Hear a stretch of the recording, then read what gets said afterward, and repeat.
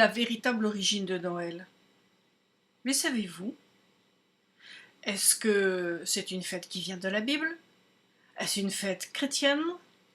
Ou bien est-ce qu'elle vient tout simplement du paganisme?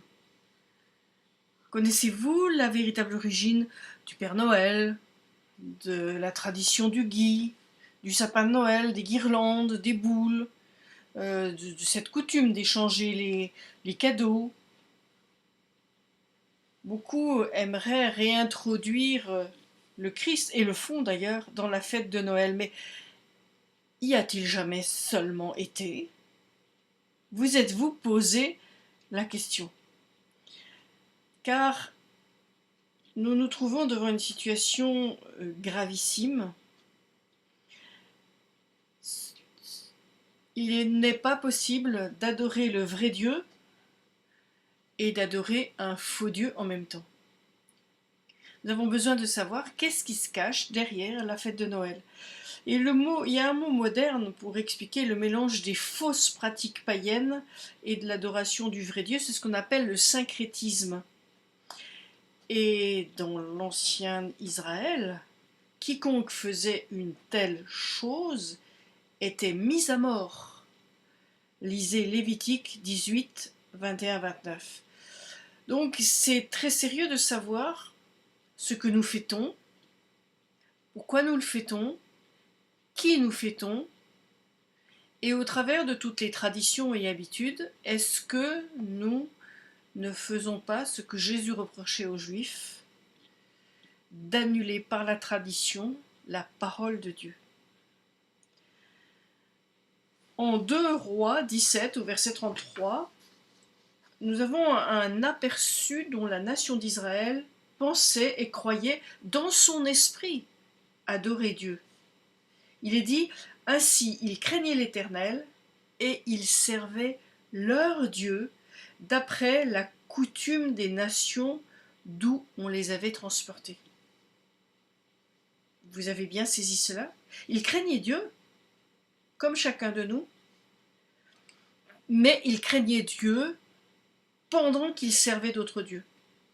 Alors regardez ce qui est dit au verset 34 du chapitre 17 du deuxième livre des rois.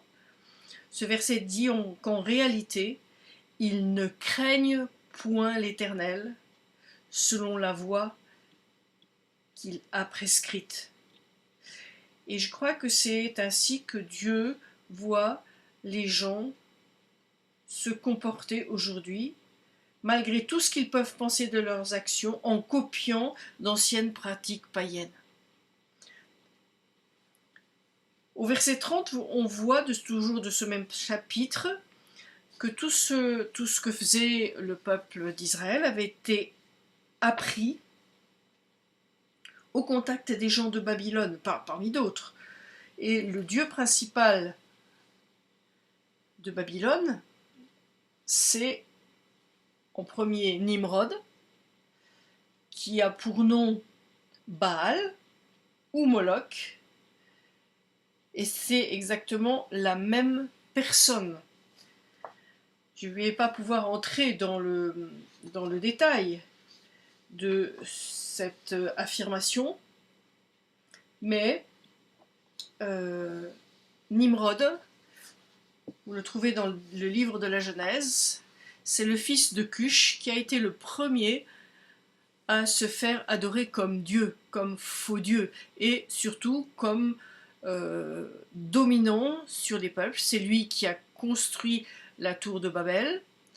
C'est un petit peu plus d'un siècle après le déluge, vous voyez que c'est très proche. Qui était Nimrod? C'était le fils de Cush, Cush étant le fils aîné de Cham. Vous vous souvenez la très grave malédiction qui a été prononcée par Noé sur Canaan, le dernier fils de Cham. Et donc, Nimrod, qui était en fait le fils aîné du fils aîné de Cham, a perdu tout droit à la bénédiction de Dieu, puisque en fait son grand-père était sous malédiction. et une malédiction paternelle, la malédiction de Noé. Donc la bénédiction de Dieu ne pouvait pas les atteindre. Et ils se sont, Cush comme Nimrod, se sont élevés et se sont fait adorer. Et en fait, derrière cet homme, il y a une puissance territoriale importante, un dieu, un démon en quelque sorte, qui se fait nommer Baal et Moloch. Et Moloch, je pense que vous le savez, exigeait des sacrifices d'enfants.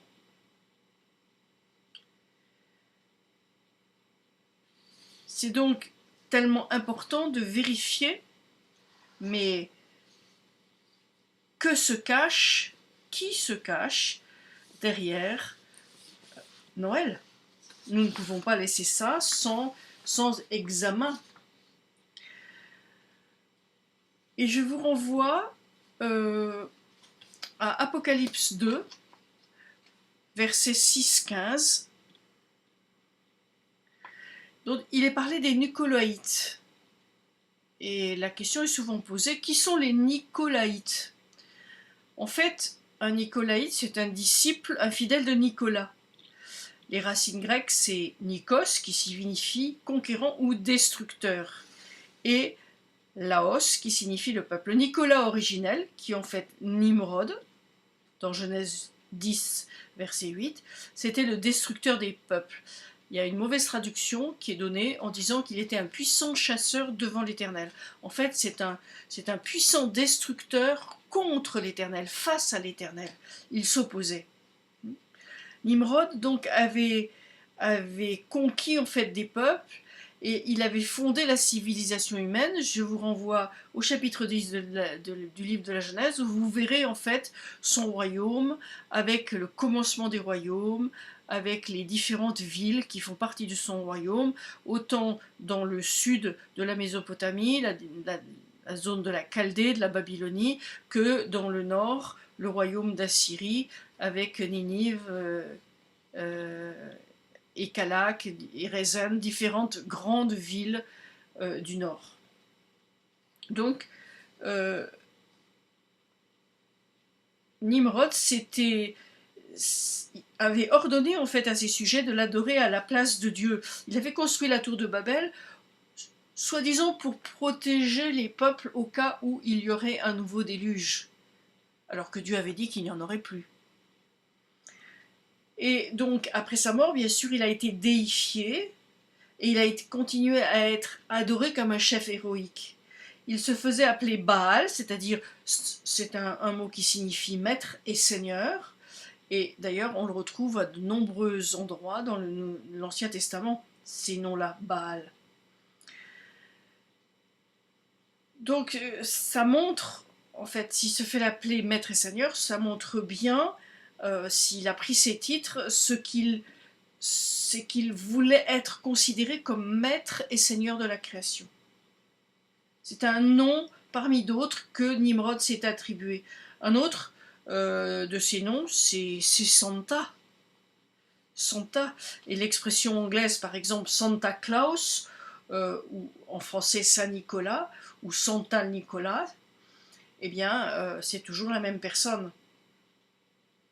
Donc, dans le Nouveau Testament, les disciples de Saint Nicolas étaient appelés les Nicolaïtes. En fait, ces gens se disaient être des chrétiens, mais honoraient Nimrod du temps de l'apôtre Jean déjà. Tout comme font les gens aujourd'hui, sans se rendre compte, parce que Noël, c'est Niño, c'est l'enfant. Et l'honneur qui lui est rendu, c'est le 25 décembre. Noël, à l'origine, était appelé les Saturnales. C'était l'anniversaire de la naissance de Nimrod ou de Saturne. Saturne, c'est une planète qui représentait Nimrod. Donc, les coutumes de cette fête païenne furent transmises et maquillées pour sembler bonnes et innocentes. C'est la chrétienté qui a essayé de christianiser une période de fête pour empêcher les chrétiens de participer aux orgies qui avaient toujours lieu avec la débauche au moment des Saturnales. Donc ils ont compensé par une fête dite chrétienne pour attirer les chrétiens hors de ces banquets. Donc la plupart des gens ne savent pas que Noël honore Nicolas, c'est-à-dire Nimrod, le premier dictateur et despote, et la chrétienté pense honorer Jésus-Christ et dit que c'est son anniversaire de naissance, mais c'est une totale imposture parce qu'en fait, la chrétienté traditionnelle sert et honore Nimrod le jour de Noël. Et cela, c'est grave. Le Christ ne peut pas donc être honoré le jour de Noël.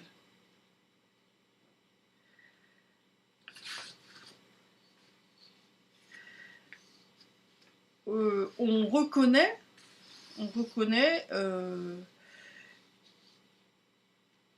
l'encyclopédie américaine, par exemple de l'édition 56, dit ceci: Noël ne fut pas observé pendant les premiers siècles, puisque l'usage était en général de célébrer la mort des personnes importantes plutôt que leur naissance.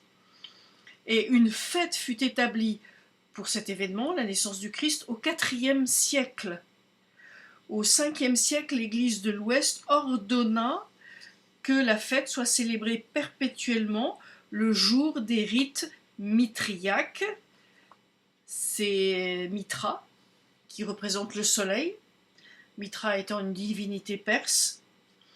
Donc, l'Église de l'Occident a ordonné que cette fête soit célébrée le jour de ces rites-là, qui rappellent la naissance, qui représentent la naissance du soleil, le soleil invaincu, ainsi qu'à la fin des Saturnales, puisqu'il n'y avait aucune certitude en fait par rapport à la date de la naissance du Seigneur. Et on sait très bien que ce n'est pas possible que le Seigneur Jésus soit né en plein hiver.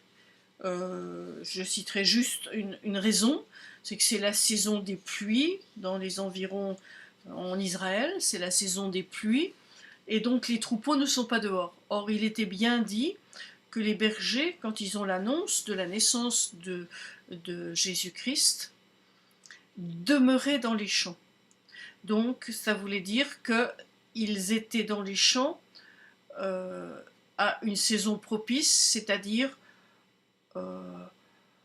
disons de mars, avril, mars, jusqu'à octobre. Mais après, les moutons étaient rentrés à cause des pluies.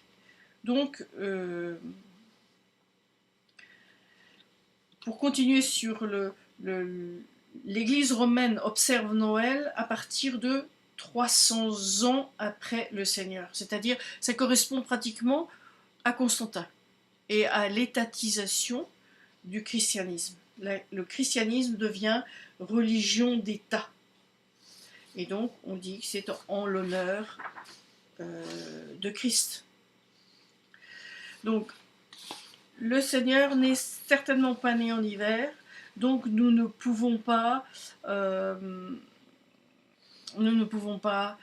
l'honorer et dire que c'est son anniversaire de naissance, donc on lui apporte des cadeaux. Alors, ce sont donc les vieilles coutumes et intentions païennes ont été en quelque sorte détournées et centrées sur le Christ. Peut-on honorer le Christ par cette observance? C'est-à-dire ce déplacement d'anciennes coutumes et ce détournement, en quelque sorte. Dieu dit que ce n'est pas acceptable à ses yeux. En fait, observer Noël déshonore le Christ, et il considère tout ce qui s'y rapporte à une abomination. C'est pour ça que Jésus va dire, rappelé en Matthieu 15, verset 9, « C'est en vain qu'il m'honore en enseignant des préceptes qui sont des commandements d'hommes. Noël n'a pas été ordonné par Dieu. Vous ne trouvez rien concernant Noël dans le Nouveau Testament. Encore moins, bien sûr, dans l'Ancien. C'est donc une tradition d'homme. Et Jésus poursuit en Marc 7, verset 9, « Vous anéantissez fort bien le commandement de Dieu pour garder votre tradition. » Ou par votre tradition, vous annulez les commandements de Dieu. Dieu avait commandé de ne pas imiter la voix des nations. Mais les êtres humains possèdent la capacité de choix entre choisir la vie et choisir la mort, la bénédiction ou la malédiction. Et beaucoup, en fait, j'irais dire de millions de personnes, fêtant Noël, célèbrent en quelque sorte le faux dieu Nimrod, qui se cache derrière l'enfant. L'enfant. Et alors on parle de l'enfant Jésus, mais ce n'est pas l'enfant, ce n'est pas Jésus de Nazareth. La chose, elle est très claire. Alors je vais passer à un autre point. Je vous ai parlé de Nimrod qui était considéré comme Saturne. Eh bien, le festival romain des Saturnales se situe entre le 17 et le 24 décembre et encourageait les citoyens à décorer leurs maisons avec de la verdure, des lumières, à faire des cadeaux des enfants et aux pauvres. Le festival du 25 décembre, Natalis Solis Invicti, ou la naissance du soleil invincible, avait été décrété par l'empereur Aurélien en 274 après Jésus-Christ en tant que célébration du solstice d'hiver, et plus tard, eh bien, il fut christianisé en tant que date à laquelle était né le Fils de la lumière. Vous voyez comment on collapse des choses qui sont justes avec des choses fausses, si bien qu'il y a une telle confusion que nous ne savons plus pourquoi nous faisons certaines choses et la valeur, le symbole, le sens de certaines choses. Donc là, c'est dans un journal américain, la chronique démocrate de New York en 84, qui explique ce que je viens de vous lire. Dans un autre journal, un monsieur qui s'appelle William Gutsch, qui était président du Musée américain d'histoire naturelle et du planétarium, a confirmé l'origine de Noël. Et je vous lis ce qu'il a dit. Les premiers Romains ne célébraient pas Noël, mais plutôt une fête païenne appelée Saturnale. C'était une fête annuelle qui se tenait au début de l'hiver ou du solstice d'hiver, c'est-à-dire autour du 21 décembre. C'était la période pendant laquelle le soleil avait emprunté le chemin le plus bas, au-dessus de l'horizon, et où les jours commençaient à rallonger, annonçant par cela une autre saison de croissance. Si plusieurs des ornements des Saturnales ressemblent d'une façon ou d'une autre à ceux que nous avons aujourd'hui, nous savons maintenant où nous avons emprunté nos traditions de fête. En réalité, on a suggéré que bien que le Christ ne soit fort probablement pas né à la fin de décembre, les premiers chrétiens, étant toujours une secte hors la loi, avaient changé la date de la célébration de Noël pour celle des Saturnales, afin de ne pas attirer l'attention sur eux pendant qu'ils célébraient leur propre fête. Les Saturnales, bien entendu, célébraient Saturne. Saturne, c'est le dieu du feu, c'est le dieu des semailles, parce que la chaleur du soleil était nécessaire pour permettre l'ensemencement et la croissance des cultures. Alors, Saturne était aussi adoré lors de ce festival qui se tenait au creux de l'hiver, afin qu'il revienne. Le soleil descendait très bas sur l'horizon, puis il remontait. Donc il devait revenir pour réchauffer la Terre afin que les semailles de printemps puissent avoir lieu. Et la planète Saturne a hérité ce nom plus tard, car parmi toutes les planètes, ses anneaux et la couleur rouge brillant représentaient en fait le mieux, le dieu du feu. Et chaque civilisation possède son dieu du feu ou son dieu du soleil. Virtuellement, c'est ça. Les Égyptiens, parfois les Romains, l'appelaient Vulcain. Les Grecs l'ont appelé Chronos, comme les Phéniciens. Mais ils l'appelaient aussi Saturne. Les Babyloniens l'appelaient Tammuz, et il en est parlé dans la Bible de Tammuz. Et Tammuz, qui est-ce? C'est Nimrod ressuscité en la personne de son fils. Moloch ou Baal, ce sont les druides celtes qui l'appellent ainsi, mais nous retrouvons ces termes dans la Bible. Tous ces titres étaient les différents noms de Nimrod, car Nimrod est considéré comme le père de tous les deux dieux babyloniens. Alors, j'aimerais vous faire remarquer la pratique horrible qui est associée à l'adoration du dieu du feu, qui s'appelle Nimrod, Saturne, Chronos, Moloch ou Baal. Et vous trouvez ces références dans le livre Les deux Babylones d'Alexander Hislop, à la page 231. Maintenant, ceci est en concordance exacte avec le caractère du dirigeant suprême de ce système d'adoration du feu. Nimrod, en tant que représentation du feu dévorant, auquel les victimes humaines, tout particulièrement des enfants, étaient offerts en sacrifice, était considéré comme le grand dévoreur. Il était bien entendu le vrai père de tous les dieux babyloniens, et qui par la suite a toujours été universellement considéré en tant que tel. Donc Nimrod, en tant que père des dieux, il fut, comme nous l'avons déjà dit, appelé Chronos. Et tout le monde connaît l'histoire classique de celui qui simplement dévorait ses fils aussitôt qu'ils naissaient. Ça, c'est dans la mythologie. Cette légende possède encore un sens plus profond. Toutefois, appliquée à Nimrod, qui est aussi surnommé le cornu, cela fait simplement allusion au fait que, en tant que représentation de Moloch ou Baal, les enfants étaient l'offrande la plus acceptable sur son autel. Et nous possédons suffisamment de tristes preuves à ce sujet dans les archives de l'Antiquité. Les Phéniciens, disait Eusèbe, sacrifiaient chaque année leur nouveau-né bien-aimé à Chronos ou Saturne, ajoutait Baal, Nimrod. Nino, l'enfant. Alors, pourquoi les sacrifices humains ont-ils une telle importance dans l'adoration de ce terrible Dieu? Quel bien les êtres humains pouvaient-ils espérer dans le fait de sacrifier leurs propres enfants? Eh bien, continuons à lire ce que dit Alexander Hislop dans son livre Les deux Babylones. Celui qui s'approchait du feu recevait une lumière de la part de la divinité.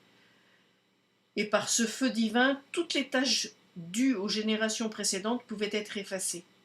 C'est pour la raison pour laquelle ils ont fait passer par le feu à Moloch, leurs fils et leurs filles. Vous trouvez cette référence dans la Bible, dans Jérémie 32, verset 35. C'est une réalité. Et Moloch était une espèce de statue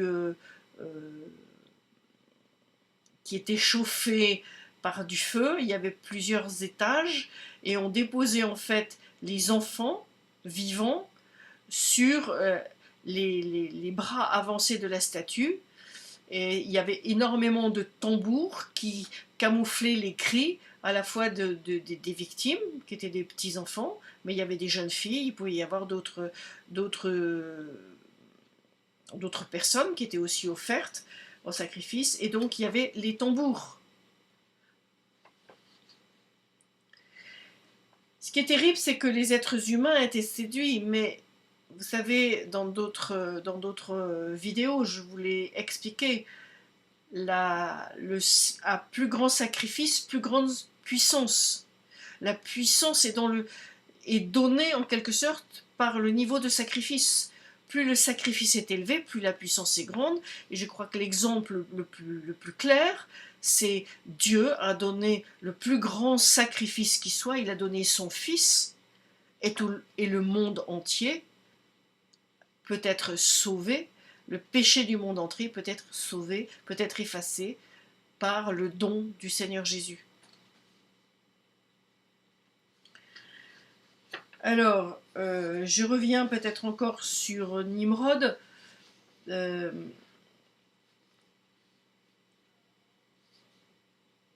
Revoyez Genèse 10, verset 9. Un autre nom de Nimrod, c'est Tammuz. Vous voyez dans Ézéchiel 8, versets 13 et 14, où il est parlé d'une vision au sujet de femmes d'Israël qui pleuraient Tammuz. Tammuz, c'est le dieu du feu, qui représentait Nimrod. Et si on regarde l'étymologie du mot Tammuz, Tam signifie rendre parfait, et Muse, feu. Donc c'est véritablement le dieu du feu de nouveau. Et la signification est très claire. Hein. Et ce qui est assez intéressant, c'est que lorsqu'il y a eu la guerre du Koweït, si vous vous souvenez, avec Saddam Hussein, dans la guerre tempête du désert entre l'Irak et le Koweït, eh bien Saddam Hussein avait nommé ses missiles Tammuz. Et oui, Saddam Hussein, c'est l'Irak, c'est-à-dire la Mésopotamie, c'est-à-dire la terre de Nimrod, où Nimrod a démarré son empire. Regardez Genèse 10.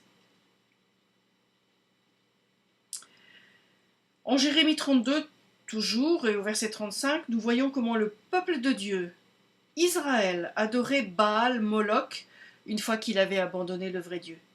Il est dit, ils ont bâti des hauts lieux à Baal, dans la vallée de Ben-Hinnom, pour faire passer par le feu à Moloch, leurs fils et leurs filles, ceux que je ne leur avais point ordonnés. Ils ne m'étaient point venus à la pensée qu'ils commettraient de telles horreurs. Dieu n'a jamais demandé cela. Dieu dit bien que ça ne lui était jamais venu à la pensée.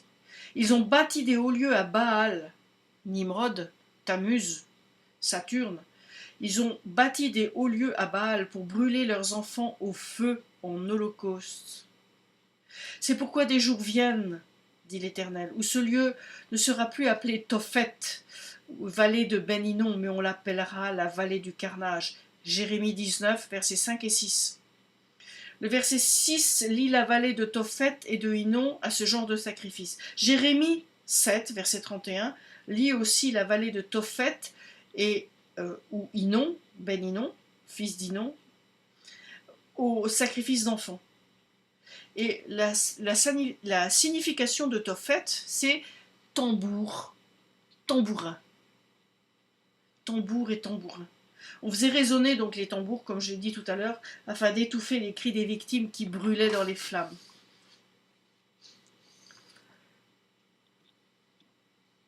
Ce dieu Moloch, qui était un horrible roi, aspergé du sang des sacrifices humains et des larmes des pères et mères. Donc, les tambours et les timbales retentissantes, couvrant le cri des enfants. Donc, le feu dévorait ces enfants, et pendant que ces sacrifices se faisaient, eh bien, automatiquement, il y avait les tambourins et les cymbales. Hein. Alors, Étienne, si nous passons dans le Nouveau Testament, Étienne le martyr a été lapidé à mort, et la raison de sa lapidation, relisez dans Actes 7,43, c'est qu'il avait accusé ceux qui l'écoutaient de l'adoration de cette idole malveillante. Étienne a rappelé le péché des pères par rapport à Moloch. Il y a un roi, le roi Josias, qui a été un roi juste, qui hérita du trône en tant que roi de Juda. Il a détruit tous les autels de la vallée de Tophet ou Ben-Hinnom. Donc, cette même vallée que Jésus-Christ en Marc 9, versets 43 à 49, va comparer au feu de la géhenne. Il savait, le Seigneur, tout le mal de ses pratiques. Et en fait, dans cette vallée-là, c'était aussi le lieu où on jetait tous les immondices de Jérusalem, et donc on les brûlait. Donc en fait, il y avait un feu permanent dans cette vallée. Il n'y avait pas seulement la marque de Moloch, mais il y avait aussi un feu permanent lié aux immondices de Jérusalem. Alors, les druides celtiques aussi sacrifiaient des victimes innocentes du même ordre, des jeunes hommes, des vierges, des enfants. Et alors là, c'est quelque chose qui est difficile par rapport à l'origine de Noël, qu'il faut quand même nommer, même si c'est difficile à comprendre. Les prêtres de Baal, c'était, le mot hébreu pour prêtre, c'est Khan. Et le mot moderne de cannibale vient de là. Parce que c'était un principe qui découlait de la loi mosaïque, que celui qui offrait le sacrifice mangeait en même temps le sacrifice, avait sa part. Hein, surtout quand c'était des sacrifices d'expiation. Regardez Nombre 18, versets 9 et 10. Donc les prêtres de Nimrod, de Baal, avaient aussi l'obligation de manger les victimes des sacrifices humains. Et c'est ainsi qu'est né le mot cannibale. Les prêtres de Baal, dans notre langue, désignent en quelque sorte ceux qui mangent la chair humaine, les sacrifices humains faits à Baal. Et on ne doit pas ignorer cette réalité, même si elle est terrible. La plupart des civilisations du monde possèdent une tradition qui inclut le cannibalisme. Alors, j'en viens maintenant au Père Noël, et puis je vais peut-être pas prolonger plus, il y aurait beaucoup d'autres choses à dire. Est-ce que vous réalisez que, sans en avoir conscience, nous pouvons être en train de faire passer nos enfants, en fait, par le feu, par le sacrifice, d'une manière différente, bien sûr, mais en observant la fête de Noël, tout en essayant sincèrement de mettre l'emphase sur le Christ. Parce que nous honorons Nimrod. Regardez comment les enfants sont rois pour Noël, c'est les enfants qui reçoivent des cadeaux. Souvent, les parents ne veulent pas remettre en question la fête de Noël par rapport aux enfants, mais on ne peut pas faire ça pour les enfants. Et les parents soutiennent qu'ils doivent observer tout le mythe de Noël à cause de leurs enfants. Donc, je crois que on est tous coupables, dans le sens que nous avons tous fêté Noël, et que sans jamais remettre en question cette tradition, on a tous vécu, c'était le meilleur temps, la famille, on a tous les souvenirs des bougies, etc., de la joie de Noël, mais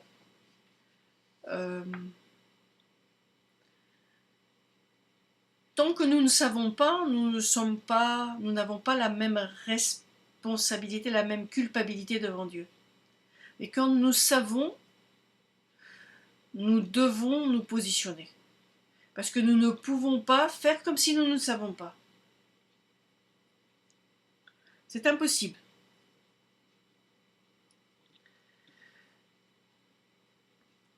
Alors, j'ai parlé tout à l'heure de Santa et Santa Claus.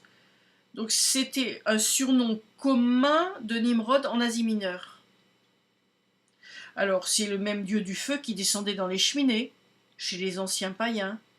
Le même dieu du feu pour qui des enfants étaient brûlés et mangés en sacrifice humain pratiqué par ceux qui jadis avaient été le peuple de Dieu. Réalisez bien. Alors Saint Nicolas, c'est seulement en 1809 que Irving fut responsable, en quelque sorte, d'avoir transformé le sévère et vieil évêque original en un joyeux Saint Nick, Knickerbocker, et Old Nick, Old Nick, c'est un surnom du diable. Voyez comment on arrive à, de proche en proche, à dévoiler qui se cache derrière. Et on l'a vu tout à l'heure, dans Apocalypse 2, au verset 6 et verset 15, la Bible traite du sujet de la doctrine des Nicolaïtes, à propos de laquelle Jésus-Christ dit qu'il la hait. Nous avons vu, Nicolaïte signifie Nikos conquérant, Laos le peuple. Les Nicolaïtes sont ceux qui suivent le conquérant ou le destructeur Nimrod.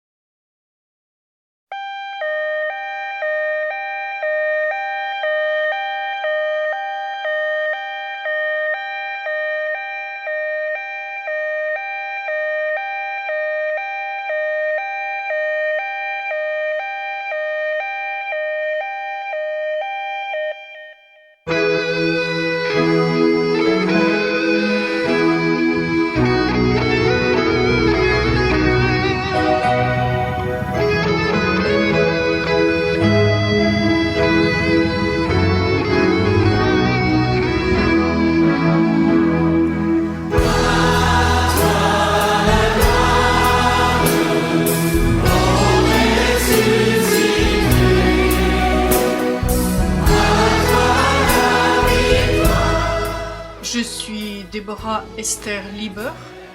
Vous pouvez me joindre sur mon blog dont vous trouvez l'adresse qui est marquée ou m'écrire par mail pour toute question ou réaction.